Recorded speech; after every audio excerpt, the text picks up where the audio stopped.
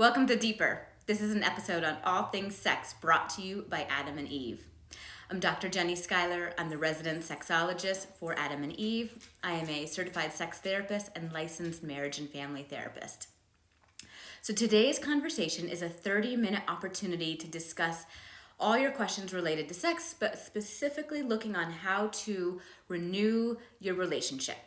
So as a therapist, I get a lot of questions around, especially this time of the year with the winter and the cold, feeling stuck in the relationship, feeling sort of sexually stagnant, fighting a lot more, having low-level depression and grumpiness. So all these things can kind of make us kind of feel in the doldrums. Today's conversation is how to invite in your partner to have a conversation, and then how to actually renew this relationship so it works for you, so you get your needs met, so you get unstuck, you feel aligned, you feel productive, you feel pleasurable. So that's our goal today. So first thing is first is the invitation. Just like sex, if we are going to make an invitation to a partner, this is my dog barking in the background. If you're going to be on the show with us, you've got to control yourself, please. So, my apologies on this. So, an invitation means, hey, I'd like to have sex with you. And when we make an invitation, we want to make it sexy or romantic, at least something fun, rather than just sort of boring and, hey, you want to have sex, or practical can be practical and useful, but you want to do a little more than that if possible. And you want to be as creative as you can be because, hey, it's the first doorway in. Think about all the articles we read. Think about all the pictures we look at. That first bait, right? Putting the fish out there and baiting someone in is the important first step. So the invitation is key. So even when we have hard, difficult conversations, the invitation is important. So sometimes we like to make a verbal invitation and sometimes we make a nonverbal invitation. When we make an invitation, I was making a metaphor for sexual invitations, but we'll get there. The invitation to renew your relationship can be very symbolic. You want to agree on something that works for you as a symbol. So I'm going to use my fun couple here. This is a statue that I have and it sits on my office desk. I mean, we all work from home right now. So my home office desk, and it's very sexy and elegant and sensual, but it's symbolic, right? So what I do is I take this and I stick this in my husband's bathroom sink right there next to his toothbrush as a sign of, hey, I really need to talk. We need to talk later so that I don't come across as we need to talk. Right? No one likes that. That's a little scary. Or even if you think you're making a nice invitation, like, can we talk later? It gets us a little jiggy. You know, we wonder, we get scared, then we avoid or we withhold or we spin out. So I like this. It's kind of like symbolically, let's talk. So once we make the invitation and we're sitting down to talk, we want to diagnose. The psychologist in me likes to diagnose because, hey, it's fun and it's what I do. Oh, fun ways. Somebody just mentioned that their partner tickles their belly button or touches the belly button as a way of saying, let's talk. So once we're talking, what do we talk about? How do we do this conversation, right? If we're feeling stuck, we're feeling stagnant, we haven't had sex for a month. I just had a couple today, they haven't had sex for a month and they don't know how to kind of get past that icy patch and talk about it. I always joke, easier to talk about sex than actually have sex. It's easier to have sex than talk about sex. Sorry about that. So now we're talking. I like scaling questions, right? So we sit down, we face each other, and we go, okay, let's just do this on an easy scale, 1 to 10, and we can put a number to it. We don't even have to put words to it. We just put a number to it. So first we'll do our emotional relationship, and then we'll do our sexual relationship. So emotionally, let's just close our eyes. How do we feel in the relationship? 10 is awesome. We might as well have a book written about us. It's a fairy tale. 0 is we might as well exit this relationship yesterday. So we sit down, we close our eyes, we feel our number. You might go 6. Some people might go 2. Some people might go 8 or 9, right? We might have very different numbers. Usually couples are somewhat on the same page, but whether you are a 2 or an 8, this conversation is for you, right? We're just diagnosing right now. So you got a number, right? We look at each other's numbers, we open our eyes, there we are. Okay, let's just say middle of the road, we both put out a 6, 5 or 6. Kind of medium, right? Not so great, not so bad. If you don't have a relationship, that's okay. You can still learn from this because maybe one day you will have a relationship and then you can implement all this learning for that. Then you do sexually. Close your eyes, take a deep breath, feel your intuition around this. Sexually, our relationship is a 4. Oh dear. Maybe an 8. The number doesn't matter, right? So whatever your number is, it's just a data point. We're not bringing judgment to this. We're just getting data points. That's the diagnosis.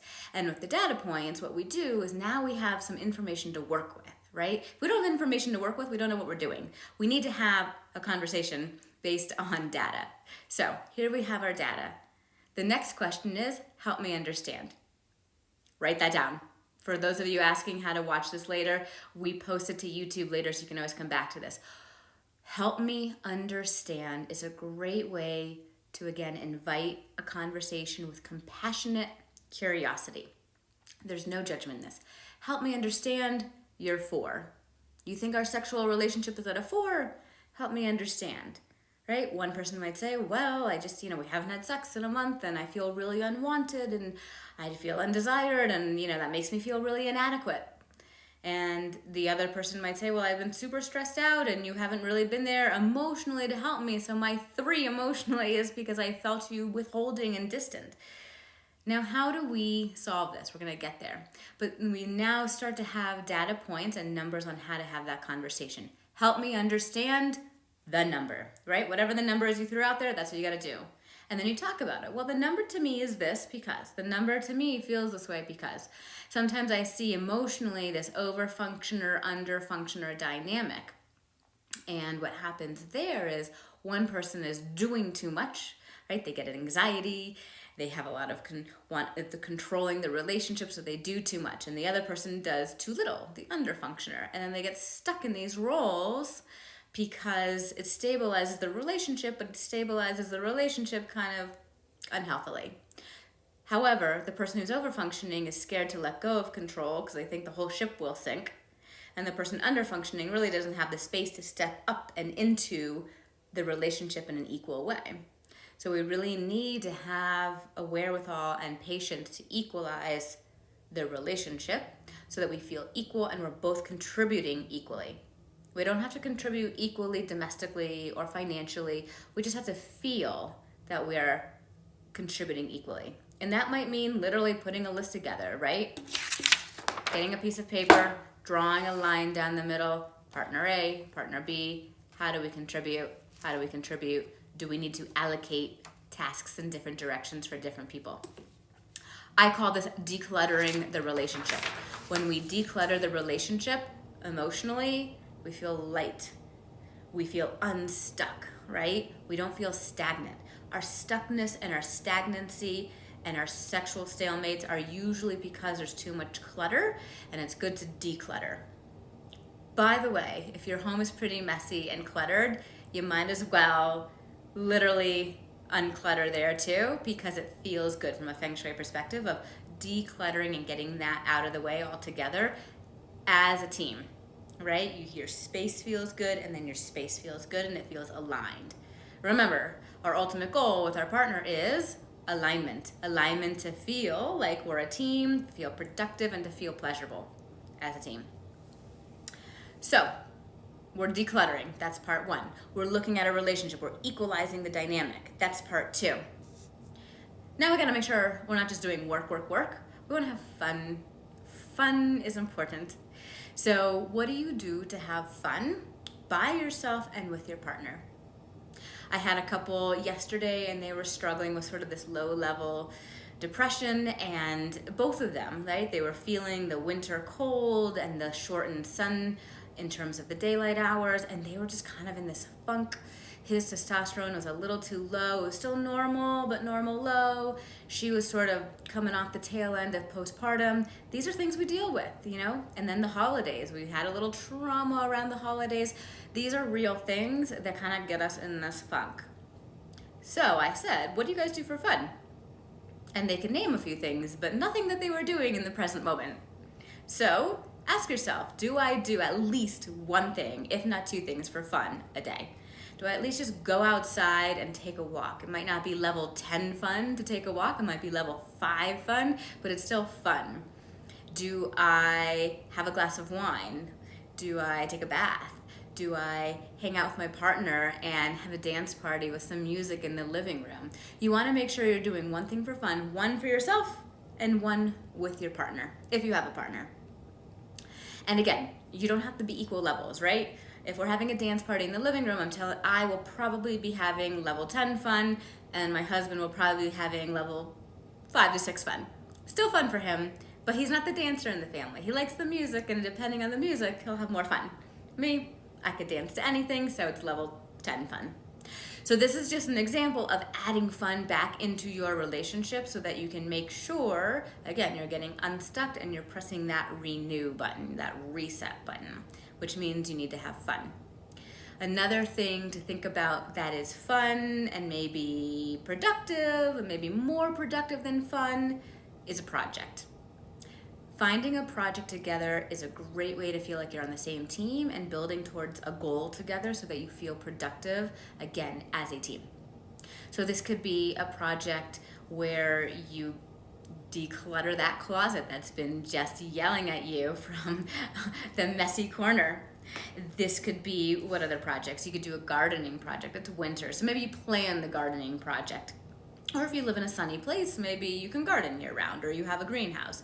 It could be a building project. It could be even just like a working out project. We want to work out this year. We want to work out more. Let's plan out our workouts and how we want to move in a way that brings us joy in our bodies.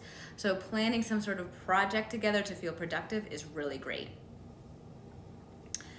Similarly, on this vein, right, we're having fun together, we're doing a project together, and then 3 is really this renew button, which is all about feeling aligned and pressing that reset and having a new opportunity. So 2020 has been a little hard for a lot of us, and 2021 will hopefully be a great year. We're all hoping for just a reset button on life, and you get to have some control over this. Some things we can't control, right? Worldwide pandemics we can't really control, but we can control what we do in our relationship and the hopes, desires, dreams, and goals we set for ourselves. So exactly that. Your hopes, desires, dreams, and goals, pick one of those, pick all 4, and do some together. I know a lot of people do this in terms of the new year every year, but it's so good to do this as a team, because when you dream into the future together and set a goal together, even if it's a 1-month goal or a 3-month goal, or a 1-year goal, or a 10-year retirement goal. When you do this together, you feel like a team. And we're going for that team mentality because it feels renewing, right? Our whole goal is to feel renewed here. Okay. So let's do a quick recap before we move more specifically to sex and some more fun items. So we're from a psychological perspective, we are diagnosing or inviting the conversation, right? I put this on my husband's sink. It's nice. It's a way of me saying, come, let's talk. Then we talk by doing our scaling questions. This is our assessment. It's our close our eyes, 1 through 10. How do we feel emotionally? How do we feel sexually? Then we talk about it. Help me understand. You're 2. You're 8, doesn't matter the number, we're not judging the number, we're getting curious about the number. And then we're implementing some solutions and ideas to help us move our 2 to our 3. Or if we're at an 8 to a 9, right? We want to move the number up. And we move the number up by collaborating, by discussing the needs that need to get met, by having fun by yourself and together, by doing projects together, by setting up some goals for yourself together. Now, every unique relationship will have more details than that. This is just sort of an umbrella, overarching game plan of how you can construct this conversation. So let's do part 2 to this. Part 2 to this, let's say you have this, maybe you have this in the middle of your bedroom, or maybe you have this on your dresser, or maybe you have this in your bathroom or in your kitchen. And by this is just my cute little statue from my mother-in-law. But this is just my statue because it's a visual reminder of my relationship. Oh, I'm in a relationship and my relationship matters. And I need to take care of my relationship. So I also have a little piggy bank. So what do we do with these things? I like tangible because they're reminders. I can touch them, I can feel them. There's texture, there's temperature, right? I put them together. I put them together like this. Metaphorically, but also maybe literally, depends on how you want to do this, right? You have to get your own statue or symbol for yourself, for your relationship. And you go, how do I make this deposit on a daily basis into this piggy bank? Metaphorically, right? The deposit into your relationship. What does my relationship need today? If we are renewing our relationship, we have to ask ourselves and take personal responsibility for ourselves to go, how can I add to this relationship? I can sit there in the corner and wait for my partner to add to my piggy bank, but it might take a while to add some money and get some coins in there, so to speak. So what can I do to add? Because when I add, guess what? It incentivizes partner to add. It's a culture of generosity. Giving begets giving. The same way withholding begets withholding. So if we don't withhold and we actually give, we're in a cycle of generosity. So we want to think about how we can both give to each other and what the relationship needs, right? Sometimes if we're stressed out, the relationship needs, sweetheart, go on a walk for an hour. I've got dinner, or I've got the kids, or just leave the house. It doesn't really matter. Go on a walk and declutter your brain. Or sometimes the relationship needs some deep cuddling, and sometimes the relationship needs sex, and sometimes the relationship needs one-way sex where partner A is actually having a genital interaction and partner B is laying in their arms in a supportive, connected way, but not doing more work, so to speak, right? I call that low, no stress sex. If you didn't catch that episode, go back and get it because it's a great one on how to not feel obligated to sex and have a nice erotic connection that doesn't make you feel like you have to get somewhere or you have to do something. It's just about being together, and if one person wants to be erotic, great. I'm going to pause at this point. So being creative with your deposits, you can use the love languages, you can just be creative, you can ask your partner, I want to make a deposit today. What would be good for you? If you have no idea, right? You can go to your partner and ask, what would be helpful? So at this point, I'm going to see if there's any questions. Someone just asked why we feel ashamed after masturbation. I like to call it self-pleasure, by the way, because masturbation is to defile with one's hand, and we're not defiling anything. We're actually in relationship with ourselves in a sexual and erotic way, and there's nothing bad about this. Certain cultures and certain religions have certain rules around self-pleasure where it's not sanctioned and it's not as permissive. So sometimes we have to abide by those religious rules, or we get the choice to challenge those religious rules and see if they actually fit our narrative and fit the way of life that we want to be in. So typically when we feel shame around our sexuality, it's because we've grown up with messages from society, media, parents, or religion that say sex is dirty, sinful, bad, etc. And then as adults, we get to ask ourselves if we want to keep that narrative or rewrite it. I am a fan of rewriting the narrative. Any other questions on this topic? And by the way, if we don't answer your questions today on this live video, know a few things. One, you could always come back and watch it, either here on Instagram on the Adam and Eve channel or on YouTube. Two, we have an amazing team at Adam and Eve that A, answers all your sexual health questions, and B, can get you awesome products. That was my last thing I wanted to say about renewing your relationship, by the way. Have an adventure. And Adam and Eve is a great place to have an adventure because you can go shopping and find lots of fun, adventurous toys from G-rated beginners to X-rated not beginner, and you can have a great time. So if you've never bought a toy, or if you have a whole box and collection, it doesn't really matter. Add that adventure to this season, because why not? I mean, really, why not? My pleasure chatting with you all here today. I will catch you next time on our deeper episode. And if you want to catch our short Savvy Sex in 60 seconds, those are short little bite-sized clips of sexual health and education that we provide for you here on the Adam and Eve channel. All right, thanks for watching. Bye-bye.